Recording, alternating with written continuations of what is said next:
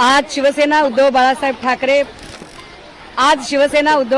ठाकरे पक्षाच्या वतीने विशेषतः महिला आघाडीच्या वतीने महिलांच्या विविध मागण्यांच्यासाठी बांद्रा जिल्हाधिकारी कार्यालयावर मोर्चा काढण्यात आला आणि या मोर्चामध्ये लाडकी बहीणच्या पैशांचं नेमकं काय झालंय, आरोग्य खात्याच्या ज्या सुविधा आहेत त्या सुविधा पुरेशा मिळत नाहीत, गॅसच्या वाढत्या किमती, अशा सगळ्या महिलांशी संबंधित असणाऱ्या समस्यांच्या संदर्भाने मागण्या आम्ही आज जिल्हाधिकारी महोदयांना सादर करत आहोत. काल एअर स्ट्राईक झालं त्याबद्दल तुमचं काय म्हणणं आहे? पक्षाची भूमिका निश्चितपणे एक लक्षात घ्या, तिथे पक्ष नसतो, तिथे फक्त देश असतो.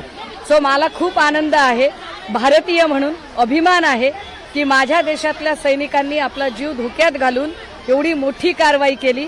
सगळ्यात महत्त्वाची गोष्ट, आमचा अभिमानाने ऊर भरून येतो जेव्हा या सगळ्यांची माहिती देण्यासाठी पत्रकार परिषदेमध्ये कर्नल सोफिया मॅम आणि लेफ्टनंट विंग कमांडर व्यमिका सिंगजी या भारताच्या लेकी आमच्या समोर दिसतात.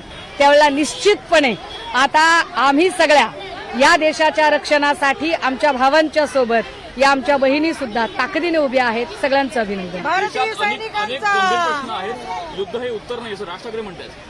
नाही, हे अगदीच बरोबर आहे, कारण आण्विक हल्ल्यांची दाहकता आणि त्याच्या परिणामांना आपण सगळेजण जाणून आहोत.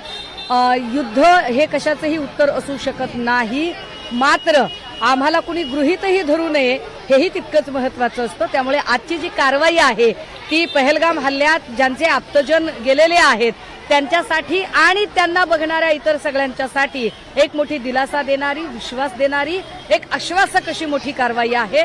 सो निश्चितपणे आजची कारवाई तितकीच गरजेची होती.